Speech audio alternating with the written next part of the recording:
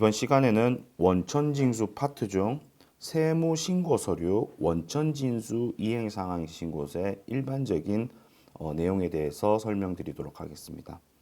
먼저 원천징수 이행상황 신고서가 어떤 건지 이런 부분에 대해서 한번 보도록 하겠습니다. 자, 원천징수 이행상황 신고서의 작성사는 원천징수 대상소득을 지급하는 원천징수 의무자죠.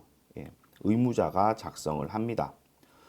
신고와 납부는 원천징수 의무자가 작성한 원천징수 이행상황 신고서 및 원천징수세액은 다음 날까지 신고 납부하여야 합니다. 자, 월별 납부자는 원천징수 대상소득 지급일이 속하는 달의 다음 달 10일까지 납부해야 됩니다. 자, 원천징수 이행상황신고서 맨 처음에 우리가 지급명세서 개요, 원천징수 개요에서 말씀드렸듯이 원천징수의 제일 첫 번째 우선순위는 납부에 있습니다. 납부.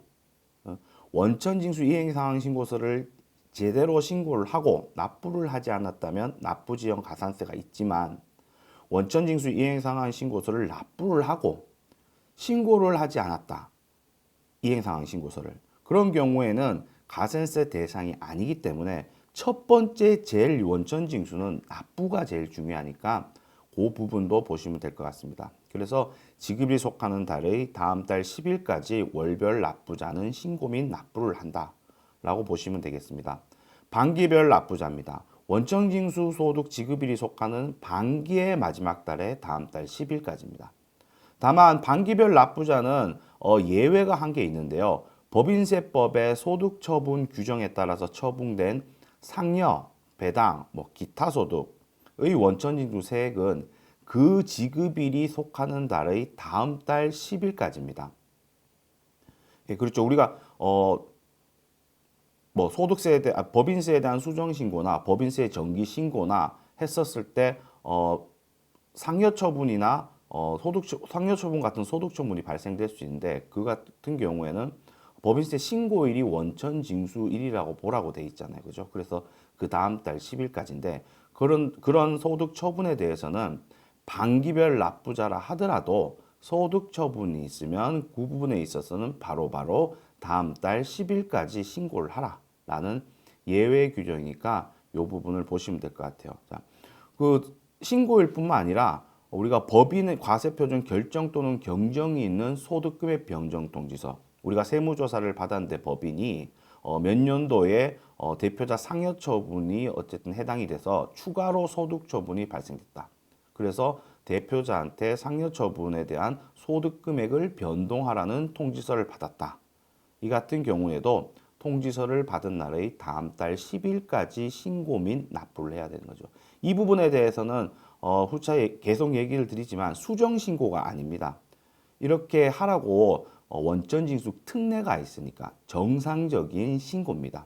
자, 마찬가지로 좀 전에 얘기 드렸듯이 법인세 가세표준 신고나 아니면 신고 같은 경우나 수정 같은 경우에도 수정일 신고일이 속하는 다음 달 10일까지 원천징수 이행 상황 신고서를 신고하고 납부를 해야 됩니다.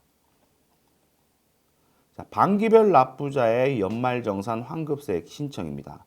반기별 납부자는 1월부터 6월, 7월부터 12월 이렇게 6개월에 한 번씩 납부하는 자를 반기별 납부자라고 하잖아요.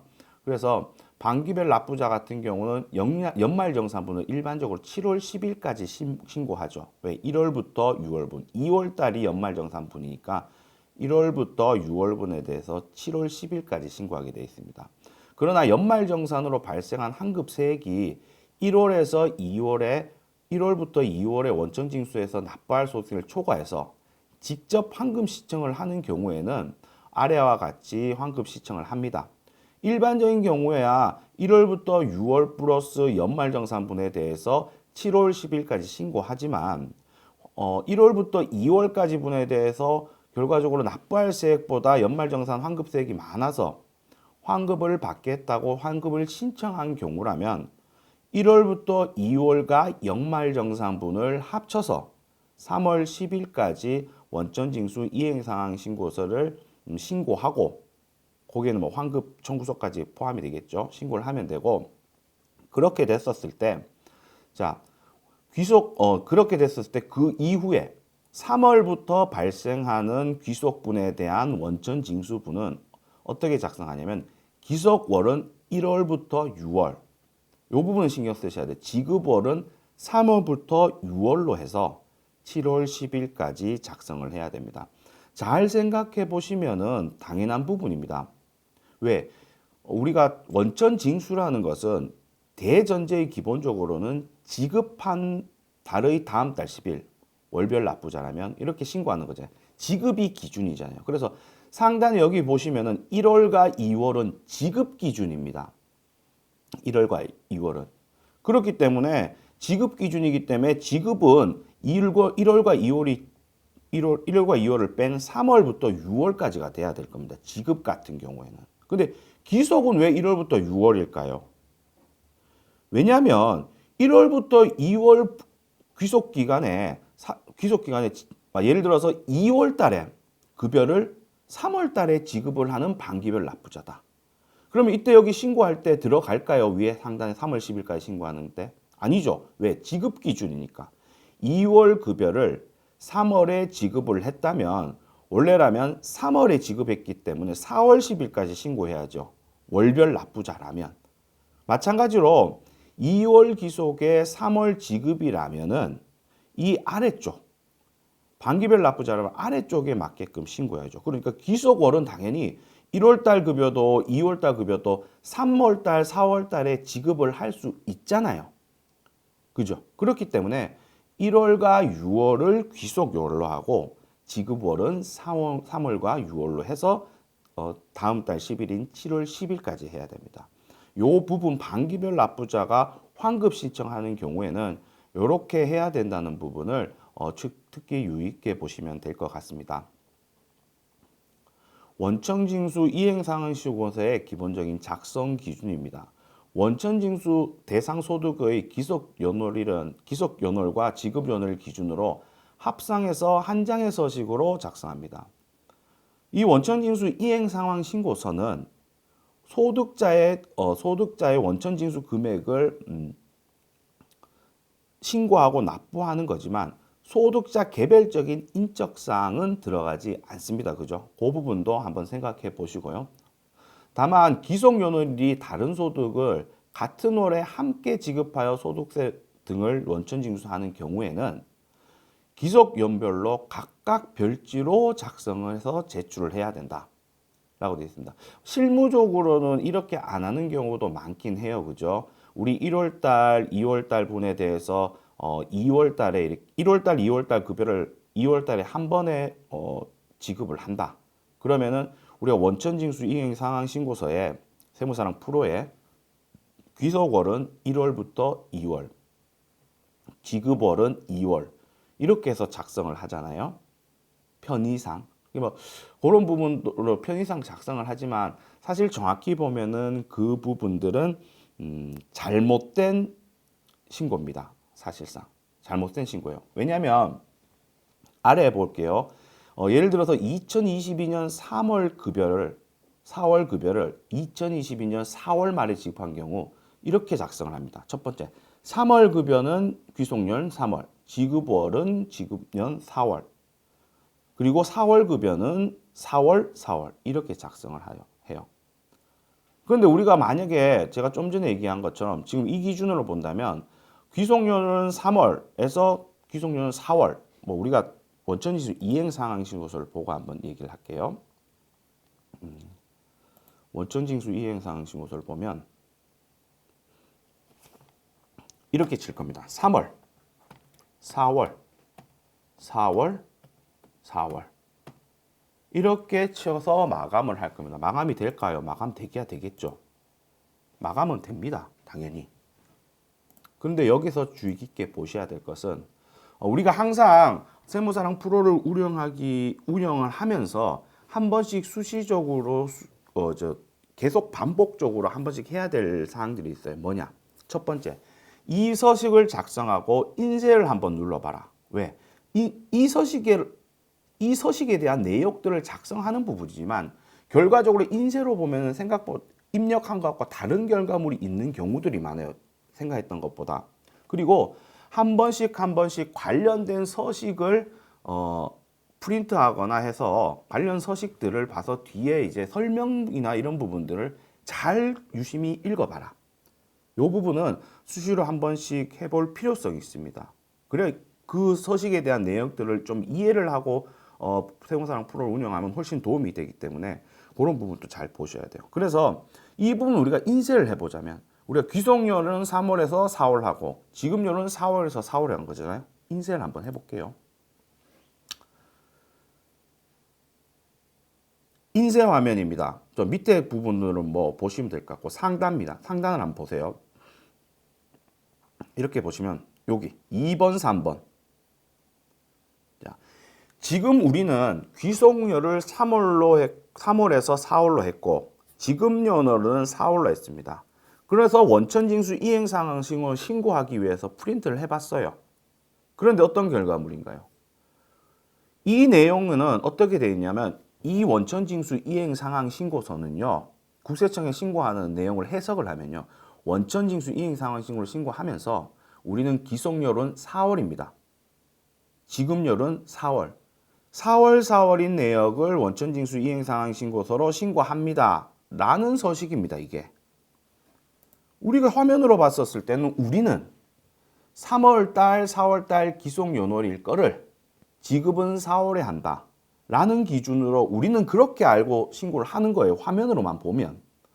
그런데 신고서 자체는 기속기간은 기속월은 4월이고 지급월이 4월인 거예요.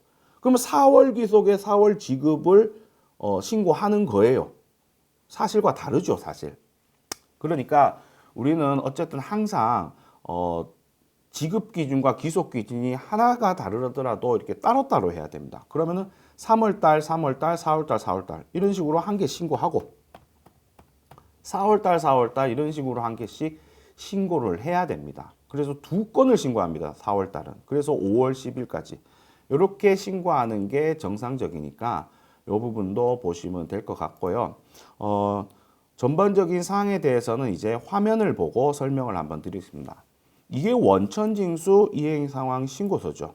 원천징수 이행상황 신고서. 예를 들어서 이렇게 귀속기간, 지급기간을 입력하게 되어 있습니다. 좀 전에 얘기한 것처럼 우리가 귀속월이 다른 지급일이 같은 것들이 있다면 각각 신고하는 게 원칙이라는 부분은 알고 계시면 될긴 해요. 근데 제가 설명드렸지 사실상은 우리가 원천징수 같은 경우에도 제일 먼저 첫 번째로 우선시 돼야 되는 거는 어쨌든 우리가 결과적으로 지금 같은 예시 같은 경우는 어쨌든 5월 10일까지 납부한 금액을 정상적으로 납부한다면은 큰 무리는 없겠지만 서식은 어쨌든 각각 신고를 해야 된다는 것은 알고 계시면 될 것 같습니다. 자, 이게 원천징수 이행 상황 신고서인데요. 자, 위에 상단에 보시면은 귀속기간, 지급기간을 이렇게 치게 입력을 할 수 있게끔 되어 있습니다. 그리고 요 오른쪽에 보면은 구분이 되어 있습니다. 구분 같은 경우에는 정기신고, 수정신고, 기한 후 신고죠. 정기신고는 말 그대로 정상적인 신고입니다. 그리고 정기신고를 마감을 하고 신고가 다 끝났는데 혹시 지금 9월이 예를 들면 9월 달에 뭐 상여가 한 추가가 됐다. 그래서 수정신고를 하게 된다면 정기신고가 마감된 상태에서 수정신고가 눌러져야 됩니다. 그래야지 작성이 가능한 거죠. 기한 신고는 말 그대로 신고 기한을 놓쳤다 라고 해서 신고하는 부분이 기한 후 신고니까 이 부분도 보시면 될 것 같습니다. 자, 상단에 제출자 정보라는 부분이 있죠. 제출자 정보를 눌러보면 관련 제출자 정보에 대해서 나오고요.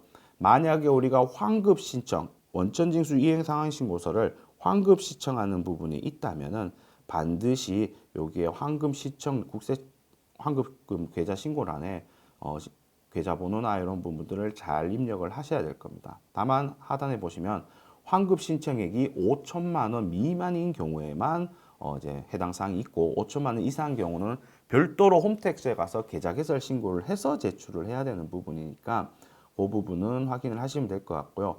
환급금 계좌 불러오기 같은 경우는 우리가 회사 등록에서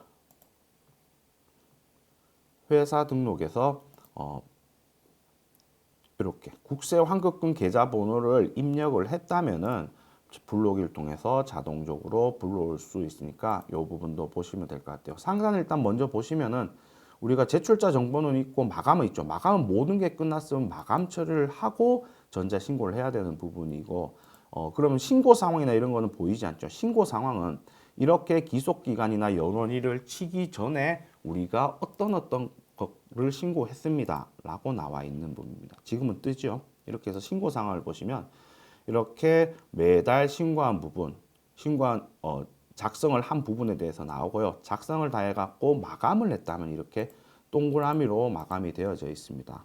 정상적인 신고 납부라면 마감이 정상적으로 돼 있어야 됩니다. 예를 들어서 같은 1월 달에 두 개의 신고 납부가 있다면은 한 개는 마감이 되고 한 개가 마감이 되어 있지 않은 부분이라면 마감이 되어 있지 않은 부분을 한번 확인을 해 보셔야 돼요. 해 보시되 우리가 마감한 게 정상적이고 마감하지 않은 것들이 원래 신고하려는 게 아니고 잘못 조회를 해서 이렇게 저장이 됐을 뿐이다 라는 부분이 있으면 체크하셔서 삭제를 누르셔서 없애야 됩니다.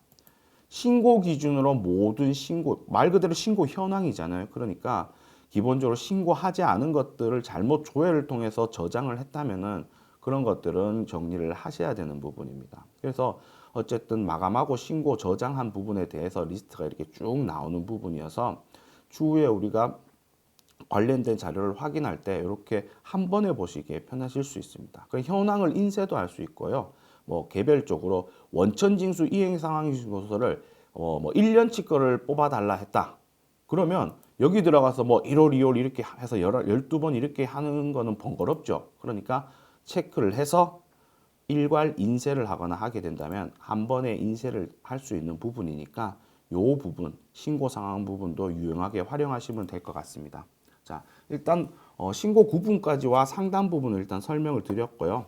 자, 하단 부분을 한번 보도록 할게요.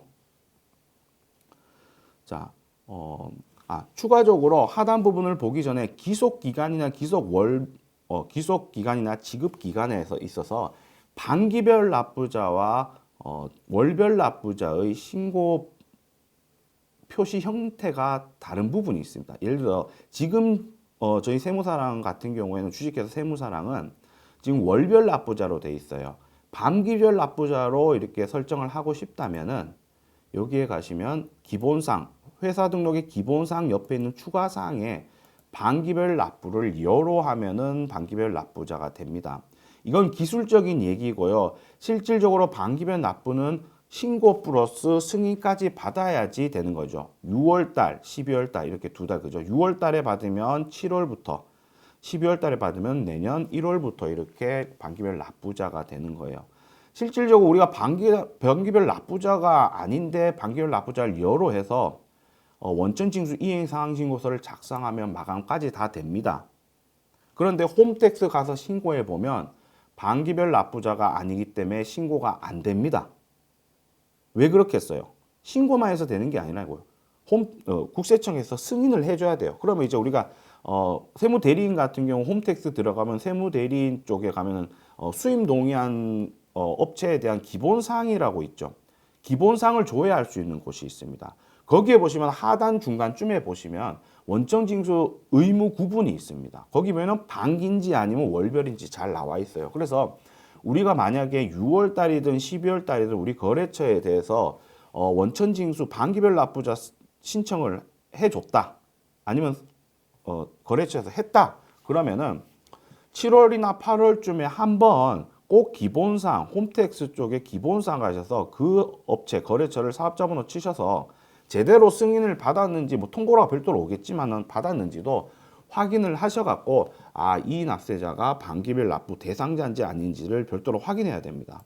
여기서 반기별 납부를 여러 했다고 해서 반기별 납부가 그냥 신고가 되는 게 아닙니다. 홈택스에. 그러니까 요 부분도 보시면 될 것 같습니다. 그래서 일단은 월별 납부자인데요. 월별 납부자가 예를 들어서 1월부터 이렇게 하면 안 되지만 1월부터 지급 기간을 6월로 했다.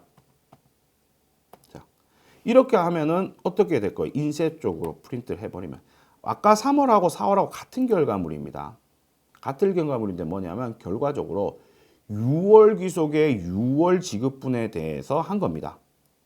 자, 그런데 반기별 납부자는 어떻게 될까요?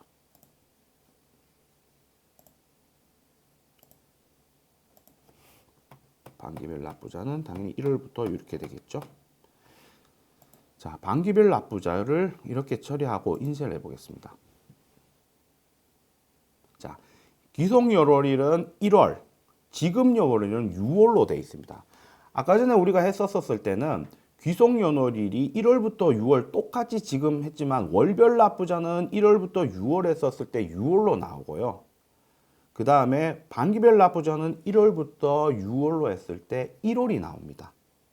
잘 생각해보면 그럴 수 있겠다고 생각을 해요. 왜냐면은 반기별 납부자는 시작 시점에 대해서 월이 나오는 거고, 월별 납부자는 사실상은 보면은 귀속월의 끄트머리 1월부터 6월이면 6월 이 부분이 나올 수밖에 없죠. 왜냐면 월별 부분의 내역이니까. 그래서 이런 부분 표시 형식이 다르다는 부분도 기억을 하셔서 반기별 납부자, 월별 납부자가 서식상에서는 실질적으로 우리가 세무사랑 프로 운영할 때는 같은 월을 치더라도 같은 기속월을 치더라도 사실상 반기별과 월별은 보여지는 형식이 다르다는 부분도 확인을 하시면 될 것 같습니다.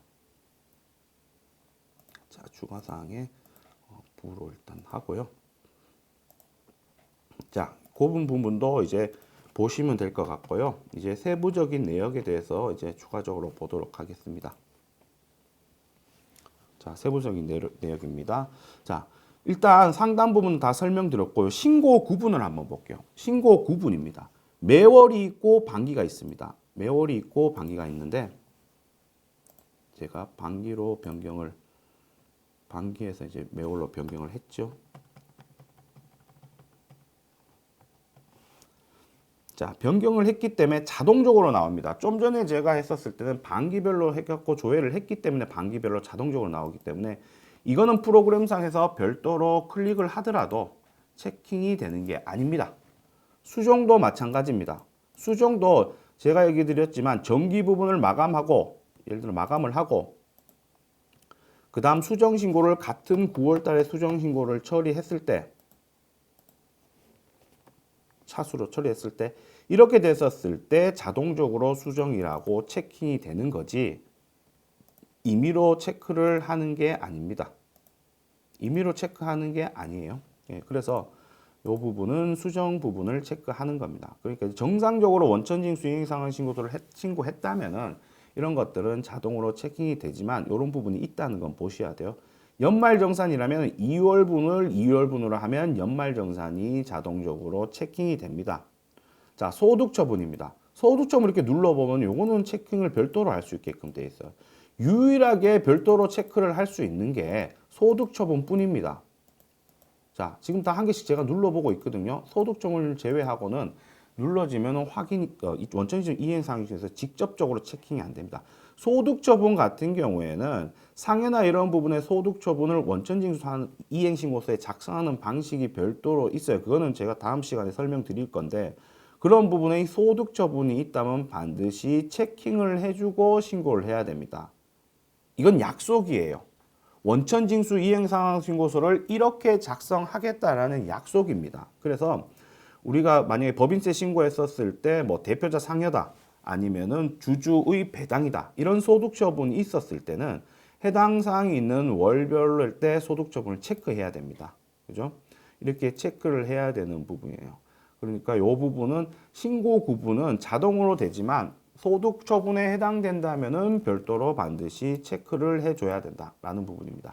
환급시청입니다. 환급시청 같은 경우에도 환급 금액이 발생을 하면 체킹이 되는 건 아닙니다.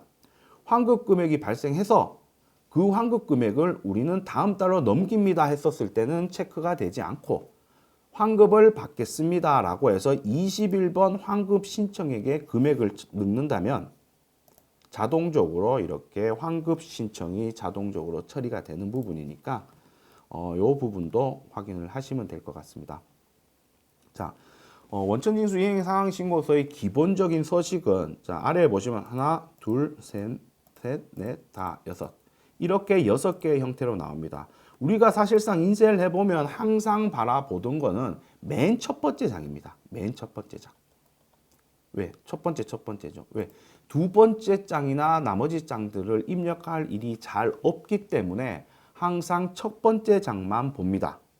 그런데 두 번째 장, 세 번째 장, 나머지 장이 어떤 건지는 알고 있어야 그때 상황을 알게 되면, 그때 상황이 발생되면 어떻게 입력해야 되는지를 볼 수 있기 때문에 이 부분도 잘 살펴보셔야 된다. 첫 번째 원천징수 명세 및 납부세액입니다. 쭉 보시면 개인 거주자, 비거주자가 있고요. 법인이라고 따로 있고 하단에 수정신고라고 있습니다. 그래서 관련된 부분들을 정상적으로 급여 신고를 했다. 정상적으로 퇴직 신고, 사업 신고를 했다면 이것들은 별도로 우리가 입력을 한 게 아니라 불로와 지기함으로 통해서 확인이 되는 것들입니다.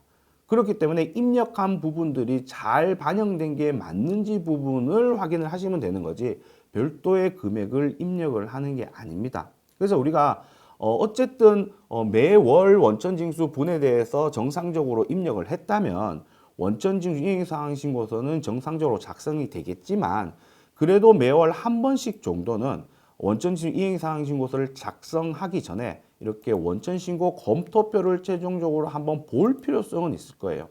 우리가 지금 9월달 지급에 9월달 귀속으로 해서 신고를 좀 전에 원천징수 이행사항신고서를 보여줬잖아요.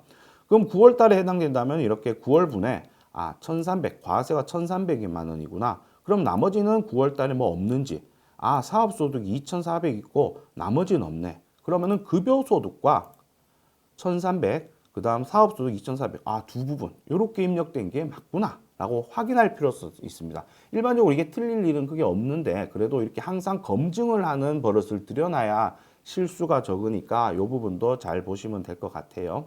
그래서 원천징수 이행상황징수 매천 화면에 대해서 내역을 설명드렸고요.